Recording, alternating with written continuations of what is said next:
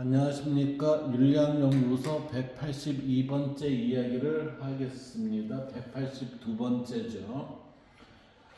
내용은 원효의 일심사상과 일지사상의 관계를 얘기하도록 하겠습니다. 원효의 일심사상과 일지사상의 관계는 서로 분리된 두 개의 원리로 보기보다는 이게 서로 얘 따로 이렇게 보기보다는 하나의 흐름 안에서 관계의 원리로 이해했을 때 그들이 갖는 그들이라는 건 이거죠. 일심과 일지사상이 갖는 내용의 본질에 가까워진다. 자, 일심사상, 일지사상 했을 때 이게 포함관계가 되면은 이게 일지면은 이게 일심이 이렇게 있다는 거예요. 따라서 일심과 일지는 명칭은 틀리지만 결국은 한 흐름 속의 하나로 봐야 된다, 이 내용이에요. 그럼 봅시다. 원효가 말한 일심은 모든 존재와 현상이 일어나는 근원이며 동시에 끊임없이 전개되는 흐름이라는 두 가지 성질이 있습니다. 그러니까 일심 모든 존재와 현상이 일어나는 근원, 그러니까 여기에는 일심은 이 두 가지의 그 원효가 일심을 얘기할 때는 두 가지 문이 있습니다. 먼저 진여문하고 그 다음에 생멸문이 있습니다. 이렇게 돼요. 저는 이것을 플라톤에 있어서 이렇게 보고 싶어요. 여기 이데아고 이거는 그림자의 세계입니다. 이렇게 이데아 세계와 그림자의 세계로 이렇게 봐도 무방하지 않을까? 저는 이렇게 생각이 되더라고요. 그래서 모든 존재의 현상이 일어나는 근원, 그러니까 결국은 뭐예요? 이거는 모든 거에 있어서의 근원이라는 건 결국은 이건 진리라는 모습인데 이 진리의 모습이 뭐예요? 참과 같습니다 하니까 이게 진여가 되는 거예요. 진여. 동시에 끊임없이 전개되는 흐름입니다. 동시에 끊임없이 전개되는 흐름이니까 제가 어떤 표현을 썼냐면은 우리는 형이라는 존재로서 우리로는 상이 있고 아래로는 하가 있어요. 상은 우리는 보이지 않기 때문에 무형계라고 하고 형과 하는 이거는 보이는 존재이기 때문에 유형계라고 합니다. 따라서 우리의 인간은 무형계와 유형계를 함께 아우르면서 살아가는 존재일 수밖에 없습니다. 이렇게 되는 거예요. 그러다 보니까 여기에 표현은 이렇게 표현될 수가 있겠죠. 일심은 그 모든 존재의 현상이 일어나는 근원이며 하니까 이게 진여로서의 진리의 모습으로 볼 수 있고 동시에 끊임없이 전개되는 흐름이니까 동시에 끊임없이 전개되는 흐름이라는 얘기는 두 가지 의미가 있어요. 하나는 진여의 모습이고 진여도 보이지 않는 세계로 인해서 지속적으로 또 흐름을 갖고 있습니다. 반면에 또 다른 게 뭐죠? 우리는 원효가 생멸문이라고 했죠. 이 생멸이라는 건 결국은 뭐예요? 살고 죽는 존재들이에요. 살고 죽는 존재들. 이러한 존재들이 지속적 흐름이라는 두 가지의 성질을 가집니다. 해서 이때 동시에 끊임없이 전개되는 흐름은 얘와 얘가 같이 병행이 된다고 이렇게 봐야 돼요. 이러한 두 가지 성질을 지닙니다. 이 일심은 고정된 실체의 모습으로 정의되기보다는 그러니까 어떤 개체로서의 딱 정의가 아니라 일심은 진여, 형이상과 생멸인 형이하의 세계가 함께 작용하는 살아있는 움직임이 됩니다. 그러니까 보이지 않는 세계와 보이는 세계를 같이 우리가 파악할 수 있는 것은 누구예요? 인간이다 이거지. 예. 그렇기 때문에 우리는 이 진여의 세계와 생멸의 세계를 함께 겪어가면서 살고 있기 때문에 깨달음이라는 것을 통해서 이 진여의 세계를 확인할 수 있습니다. 이렇게 된 거예요, 이게. 만약 우리와 함께 하지 않으면은 완전 따로 놀겠죠. 따로 논다는 얘기는 뭐예요? 이게 천상과 천하입니다. 이 두 세계, 이 천상과 지상의 세계입니다. 하고 완전히 이렇게 구분이 되겠죠. 구분. 기독교에서 이렇게 구분으로 얘기하잖아요. 그런데 우리의 현실은 뭐예요? 구분이 될 수 없다. 이렇게 봐야 된다는 거죠. 그래서 이 일심은 고정된 실체의 모습으로 정의되기보다는 진여, 생별의 세계가 어떻게 해요? 함께 작용하는 살아있는 움직임으로 봐야 된다는 얘기예요. 그러므로 진여의 흐름에서 생별세계의 모든 차별과 변화가 바로 이 하나의 마음 안에서 일어나고 사라집니다. 따라서 세계는 일심의 바깥에 따로 존재하는 것이 아니라 일심 자체의 드러남과 일심의 정리 과정을 보여주는 흐름입니다. 가만히 생각을 해보세요. 왜 원효 스님은 이 일심이라는 표현을 했을까? 왜 일심이라는 표현을 했을까?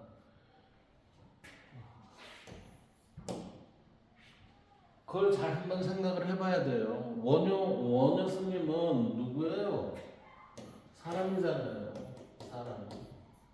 사람인데 이 분은 우리는 두 세계를 알고 있습니다. 무슨 세계를 알고 있어요? 마음이 작동이 부동이 되는 세계와 동이 되는 세계를 알고 있습니다. 그러니까 부동이 되고 동이 되는 세계에 있어서의 마음의 작용은 결국은 뭐죠? 우리는 부동의 세계라는 것은 결국은 움직임이 없는 세계고 동의 세계는 움직임이 있는 세계입니다. 그런데 우리의 마음에 있어서의 부동의 세계는 뭐죠? 평정심이에요. 평정심. 이거는 혼란함이 없죠. 혼란함이 없기 때문에 이거를 우리는 뭐예요? 여기에서 진여의 세계로 이게 들어가는 거고, 그 다음에 여기에서는 동합니다라는 얘기는 내가 마음에 불안이 있다는 거죠. 불안한 마음이 있다는 거예요. 이건 평정한 마음이 있고, 따라서 우리가 살아있다는 생멸이라는 거는 살았다 죽었다라는 거는 내가 마음의 작동이 흔들림이 있다 없다 이 얘기죠. 따라서 우리는 살아있다는 것은 결국 뭐예요? 마음의 작용이 삶에 있어서 이게 마음의 작용이 부동이냐 아니면 동이냐, 부동하냐 동하냐, 이게 움직이는 동이죠. 이게 부동하냐 동하냐 이 부분을 가지고 얘기가 돼야 된다는 거죠. 그래서 보이지는 않지만 우리의 마음이 보입니까? 안 보이잖아요. 그러니까 우리는 우리의 마음이 진여의 형태에 있어서의 우리와 함께하고 있습니다라고 보는 게 원효의 일심의 모습이 아닌가 저는 이렇게 봐요. 그리고 여기에서 작동이 됐다는 것은 우리의 생멸, 있다 사라지고 그러잖아요. 그 생멸의 세계는 결국은 뭐예요? 우리에 있어서의 물상의 세계이기도 하지만 마음의 세계도 역시 그렇다 이렇게 보는 거죠. 그것을 우리는 왜 일심사상이라고 했느냐? 그러니까 일심이라는 것은 이 마음으로 인해서 드러나는 모습입니다. 이렇게 되는 거지. 따라서 이 세상은 뭐예요? 어떻게 돼요? 마음으로 이루어진 세상입니다. 그래서 이때 마음은 뭐예요? 큰 마음, 대심의 세계라고 저는 보고, 일지의 모습은 일지사상도 이게 뭐냐면은 이게 마음이 그친 상태의 세계거든요. 따라서 이때는 뭐예요? 우리는 인간의 마음이 순수한 인간의 마음이기 때문에 이거는 소심이라고 얘기를 할 수 있어요. 따라서 우리가 깨달음이 이루어지면은 대심과 소심이 일치하는 상황이 돼야 됩니다. 이때 대신과 소심이 일치한다는 거는 마음의 크기가 틀릴 뿐이지 이 마음은 모두 뭐예요? 동일한 모습입니다. 이렇게 되는 거예요. 그렇기 때문에 여기에서 일심과 일지의 모습은 아까 처음에 얘기할 때 뭐라고 그랬어요? 일지가 일심 속에 들어있습니다. 이렇게 얘기하는 거죠. 이러한 관점에서 서병군의 일지는 일심과 다른 별개의 무엇이 아니라 바로 이 일심의 흐름 속에서 특정한 방식으로 드러나는 한 현상의 상태라고 볼 수 있다는 거예요. 그래서 한 현상의 상태로서의 이 일지라는 것은 진의 흐름을 끊어버리는 게 아니라 오히려 진여 그 흐름 위에서 깨달음의 시점인 한 곳으로 진여의 세계에 올라타 진여 상태와 동일시되는 것을 붙잡는 것입니다라는 거예요. 이때 붙잡다는 게 뭐죠? 붙잡다는 것은 무엇입니까? 깨달음의 순간입니다. 이렇게 되는 거예요. 이게 깨달음의 순간입니다. 즉 끊임없이 흐르는 일심의 진여 모습인 일지 상태는 끊임없이 흐르는 일심 속에서 일심의 한 진여의 모습, 그러니까 깨달음이 이르는 그 모습은 일지 상태라는 거지.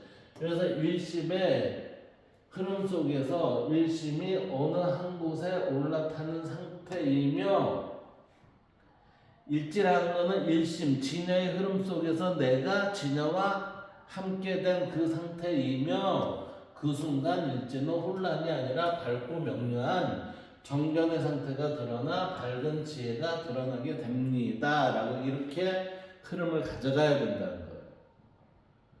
따라서 일지는 일심에 대립하는 개념이 아니라 일심이 스스로를 자각하게 되는 한 국면이라고 할 수 있습니다. 이렇게. 그래서 일심의 전체적인 흐름이라면 일심이 전체적인 흐름, 즉 대심 안에 소심이 있다는 거죠. 일지는 그 흐름 속에서 분별이 사라지고 하나로 수렴되는 지점입니다. 이렇게 되는 거예요. 그래서 이때 일지의 멈춤의 의미는 흐름의 정지가 아니라 흐름과 완전히 합치되어 더 이상 흔들림이 없는 상태를 말합니다. 결국은 흔들림이 멈추긴 멈췄지만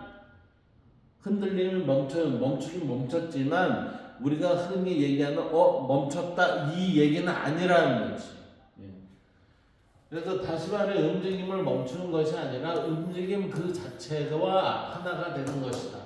결국 일지와 일심이 다른 존재의 모습으로서 있는 것이 아니라 하나의 일심이 흐름에서 나타날 때는 어느 흐름이에요? 진여의 흐름에서 나타날 때는 생멸의 세계로 보이고 그 흐름 위에 온전히 올라탈 때는 일지 상태로 드러난다고 이해할 수 있다.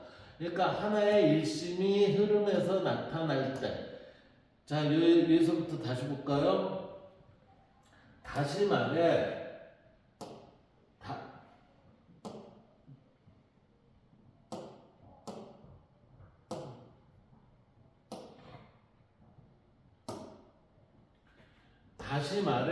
움직임을 멈추는 것이 아니라 움직임 자체와 하나가 되는 것이 우리는 뭐라고 했어요? 일지의 모습이라고 했어요. 그런데 결국 일지와 일심이 다른 존재의 모습으로 있는 게 아니라 하나의 일심이 흐름에서 나타날 때는 생멸의 세계로 보이고, 그러니까 이때의 흐름이라는 것은 뭐죠? 우리는 이때의 흐름이라는 것은 진여와 생멸의 관계에 있어서의 생멸의 세계, 즉 우리의 지금 존재들, 이 현상계의 것들이 볼 때는 이 하나의 일심의 흐름 속에서 현상계의 것으로 나타날 때는 생멸의 세계로 보이고, 그 흐름 위에 온전히 올라탈 때는 일제 상태로 되는 거죠. 다시 말하면 이게 진여의 흐름이 있어요. 그런데 여기 진의 흐름에서 뭔가 이게 드러남이 있어요. 이것을 뭐라고 해요? 그는 생멸적 존재라고 해서 이게 생멸계에 있습니다. 생명문이 열린 형태에 있어서의 태어남이 있습니다. 이렇게 되는 거죠. 그리고 이 상태에서 얘와 일치된 모습의 생멸이라면 그것이 일치 상태입니다. 이렇게 본다는 겁니다. 이게.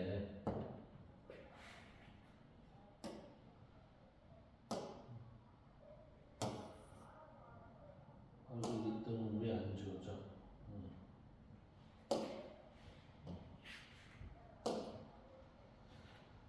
자, 그렇기 때문에 이때 일지는 어떤 새로운 것을 추가하는 것이 아니라 이미 흐르고 있는 진여의 일심을 놓치지 않고 생멸의 세계가 그대로 드러나는 방식입니다. 이 생멸의 세계에 그대로 드러나고 지금 살아가는 것들이 뭐예요? 현상계의 존재들이지. 그것을 우리는 플라톤이 뭐라고 그랬어요? 그림자의 세계에 사는 어리석은 자들의 모습입니다. 라고 이렇게 얘기하는 거예요.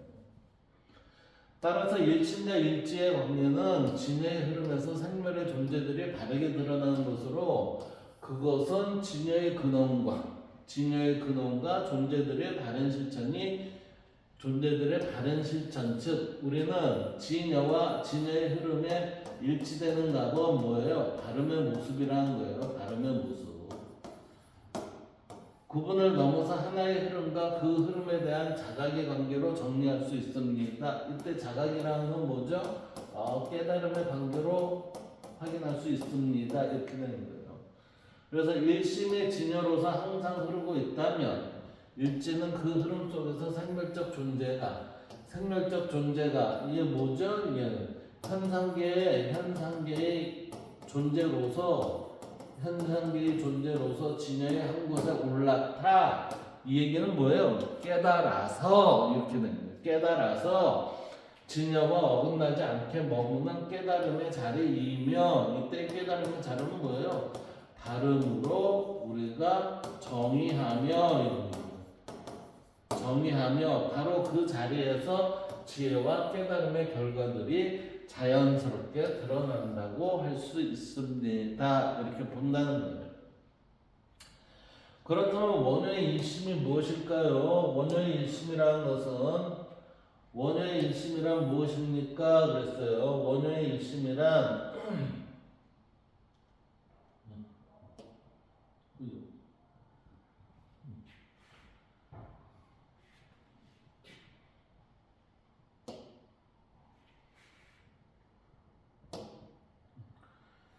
원효의 일심이란 무엇인가? 원효의 일심 사상을 중심으로 먼저 일심을 확인하려는 태도는 일지의 모습으로 볼 수 있는가? 이렇게 되는 거죠. 결국은 원효의 일심 사상을 중심으로 먼저 일심을 확인하려는 태도가 일지의 모습으로 볼 수 있는가?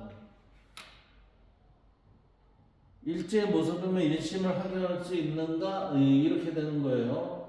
여기에서 출발할 수 있습니다. 일심 사상을 일심이 무엇인가를 알려면 그래서 일심을 확인하려는 태도는 외부 대상이 아니라 자기 마음을 향하고 분별을 줄이며 근원으로 돌아야 하는 점에서 분명 일지로 나아가는 방향성을 가진다. 여기에서 보세요. 자기 마음을 향하고 분별을 줄이며 근원으로 돌아가는 이게 고대에서부터 지금까지 지속적으로 얘기하고 있는 게 뭐예요? 이게 소크라테스는 자기를 너 자신을 알라 그랬잖아요. 너 자신을 알라.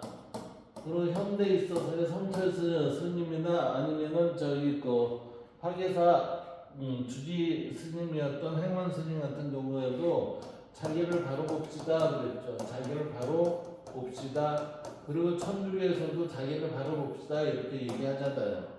따라서 우리는 깨달음의 입구는 뭐예요? 입구는 나이고 여기에 대한 출구도 역시 뭐예요? 나입니다. 나에서 나로 들어가서 제대로 나올 수 있다면은 우리는 뭐죠?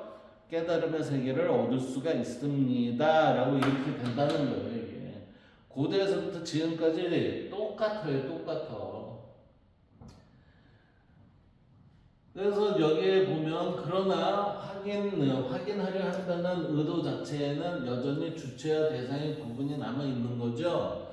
그래서 이 확인하려 한다는 표현은 일찍이 완성된 상태라기보다 일지로 향하는 깨달음을 향한 과정적 모습으로 이해하는 것이 적절하겠죠. 그래서 깨달음을 향한 과정적 모습이 깨달음의 투득의 의미를 갖는다면 그것은 얻음인가라는 문제가 제기가 돼요. 이때 투득은 뭐죠? 얻는다는 거죠. 따라서 언어적으로 득은 얻음을 뜻하지만 불교적 맥락에서 투득은 새로운 것을 획득하는 것이 아니에요. 왜? 깨달음이라는 건 뭐예요? 없던 것을 아는 게 아니잖아요. 드러내는 작업이에요. 그래서 이미 존재했던 것을 가리고 있던 문명이 제거되면서 본래의 상태가 드러나는 것을 우리는 투득이라고 하고 얻는다라는 표현을 쓴다는 거예요. 그래서 따라서 투득은 경험적으로는 얻는 것처럼 느껴지지만 본질적으로는 얻음이 아니라 문명의 제거로 인한 드러남. 본래의 것이 드러나는 것을 우리는 득이라고 얘기하는 거예요. 그러므로 여기에서 얻음은 투득의 주체적 표현이고 얻는다는 건 뭐예요? 내가 투득을 받은 자이기 때문에 얻었다라고 하지만 투득을 준 자로서는 뭐예요? 그거는 그대로 너한테 있었던 게 드러났다라고 해서 드러남은 일심의 입장에서 본 표현이라고 할 수 있다. 그래서 인간의 입장에서는 내가 알았다는 형태로 내가 알았다라는 형태로 경험되기 때문에 얻음으로 이해되지만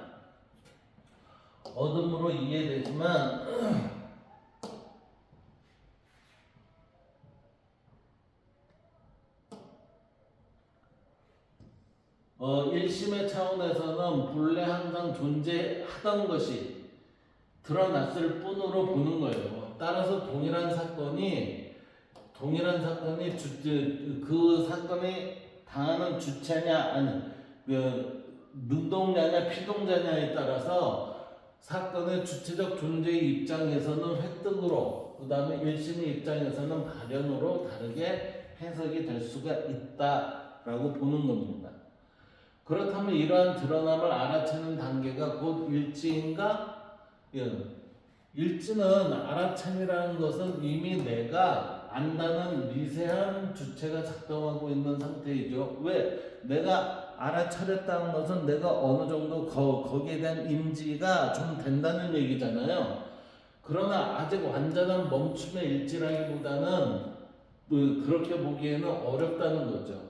그래서 이는 분별이 상당히 약화된 상태이긴 하지만 여전히 인식의 흔적이 남아있는 단계가 있으므로 일제에 도달하기 직전의 상태가 뭐예요?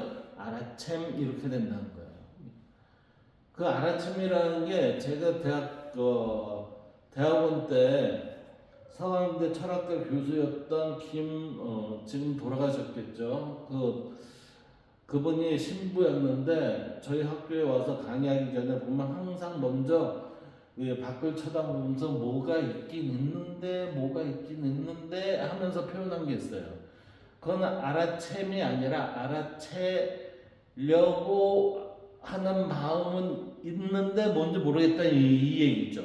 근데 알아챔이라는 것은 저거 그거 아닌가 이렇게 된다는 거지. 또한 포착됨이라는 것은 알아챔에서 이제 확인이 됐다는 거죠. 그래. 포착된 자리 역시 비슷한 성격을 지니지만 내가 포착한다가 아니라 저절로 포착된다는 점에서 주체의 개입은 거의 사라졌지만 여전히 무언가가 포착되었다는 인식 구조가 아직까지는 남아있다는 거죠. 뇌리에. 따라서 이 역시 일지와 매우 가까운 상태지만 엄밀히 말하면 포착됨이라는 것은 인식의 흔적마저 사라질 때 비로소 일지라 할 수 있습니다. 그러니까 완연한 진여와 하나가 됐을 때 우리는 일지의 모습이 드러납니다라가 된다는 거예요. 이처럼 일지는 주체에 따라 표현이 달라진다는 점으로 정리될 수가 있고, 나의 입장에서는 포착됨이 얻어짐으로 경험되지만 일심의 입장에서는 그것이 단지 드러남일 뿐이다. 그러나 더 깊이 들어가면 이러한 얻어짐과 드러남의 구분 자체도 결국 일심 안에서 생겨난 상대적 구분에 불과하죠. 그래서 주체와 객체, 얻음과 드러남이란 구분 역시 궁극적으로는 하나의 근원에서 비롯된 것입니다 라고 이렇게 봐야 돼요. 이 모든 논의를 종합하면 일심은 어떤 특정한 상태나 대상이 아니에요. 얻음과 드러남, 주체와 객체, 알아챈과 멈춤이라는 모든 구분 이전에서 이미 작용하고 있는 진여로서의 근원적 마음이라고 할 수 있습니다. 이렇게. 그래서 다시 말해 일심은 무엇인가를 통해 도달해야 할 대상이 아니라 모든 경험과 인식 그리고 그 구분들마저 가능하게 하는 본래의 진여 자리가 뭐예요? 일심이 돼야 된다는 얘기예요. 그리고 항상 생멸의 세계에 드러나 있을 때 분별 속에서 가려져 있을 뿐인 근원이 뭐예요? 일심이자 진여의 자리를 할 거지. 이게. 그런데 우리는 그것을 잘 인지하고 있지 못하다는 거죠. 그래서 원효의 일심 사상을 중심으로 보면 일심은 진여문과 생멸문의 모든 존재와 현상을 통과하는 근원으로서 이 일심 사상을 보면 일심이라는 것은 이 모든 것을 포괄을 하지만 얘는 형이상과 형이하를 모두 관통하는 거고 얘는 형이하의 부분에서 드러났다는 거죠. 따라서 일심이 있습니다 하면 이게 일심이자 진여입니다. 근데 여기에서의 그 현상, 그 형이하의 것들 이런 것들은 뭐예요? 이거는 생멸문이라 할 수 있습니다. 이렇게 된다는 거예요. 이러한 관점에서 일지를 이해할 때 흔히 일지를 일심 속의 어떤 한 부분이나 특정한 자리로 생각하기 쉽다. 그러나 이는 일심을 공간적으로 나누어 이해하는 데서 생기는 오해예요. 일심은 분할될 수 있는 대상이 아니에요. 일심은 모든 전형적인 형태에 있어서의 관계가 되어 있습니다. 그렇기 때문에 일지는 일심 안의 한 영역이라기보다 일심이 분별 없이 드러난 상태로 이해하는 것이 보다 정확하다. 곧 일지 상태가 됐다는 얘기는 나는 일심과 일치가 된 모습입니다 라고 이렇게 보는 거예요. 이때 일지는 단순한 정지 상태가 아니라 분별과 집착이 멈추면서 본래의 마음이 가림없이 드러나는 국면을 의미합니다. 이 국면은 뭐예요? 진여의 상태가 됐습니다. 이렇게 된 거지. 이러한 드러남의 순간은 곧 투득과도 연결되고 도노와도 연결되고 투득은 새로운 것을 얻는 것이 아니라 가려졌던 것이 뚫려 나가는 것이므로 분별이 멈춘 순간과 본래의 마음이 드러나는 순간은 시간적으로 분리된 것이 아니라 하나의 사건으로 이해할 수 있다는 겁니다. 따라서 일지는 곧 투득이 일어나는 자리라고 할 수가 있어요. 그리고 이 상태에서는 지혜가 따로 생성되는 게 아니라 이미 일지 상태가 되면은 지혜가 발현이 된다고 그랬잖아요. 깨닫는 상태가 되면. 그래서 일심에 내재해 있던 지혜가 무명으로 인한 가림이 없기 때문에 그냥 자연스럽게 드러난다는 거예요. 그래서 일지는 지혜를 만들어내는 조건이 아니라 일지라는 것은 지혜가 본래대로 작용하도록 하는 상태라고 할 수 있습니다. 이런 점에서 일지는 깨달음 이후의 결과가 아니라 깨달음이 드러나는 바로 그 자리가 우리는 뭐예요? 일지의 모습이고 일지의 상태라는 것은 발현된 지혜로 내가 살아가는 것이고 일지 상태는 곧 일심과 동일시되는 지점으로 있다는 거예요. 그것을 우리는 유교에서는 뭐라고 해요? 천인합일이라고 하고 그 다음에 기독교에서는 뭐예요? 신과 합일이 된 상태입니다. 이렇게 되는 거예요. 이게. 그러나 여기서 일지를 일심의 흐름으로 이해하는 데에는 주의가 필요해요. 흐름이라는 말은 변화와 작용, 생멸의 측면을 강조하는 표현인데 일지는 그러한 흐름과 멈춤의 구분 자체가 사라진 자리가 돼요. 따라서 일지를 단순히 일심의 흐름을 드러내는 또 다른 표현으로 보는 것은 일지를 하나의 작용 상태로 한정하는 오류를 낳을 수 있다 이렇게 보는 거죠. 말이 어렵죠?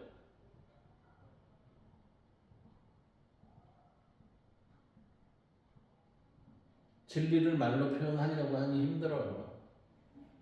결국 일지는 일심 속의 한 부분이나 특정한 흐름이 아니라 흐름과 멈춤이라는 구분 이전에서 일심이 그대로 드러난 상태가 되는 거죠. 그래서 다시 말해 일지는 일심의 일심의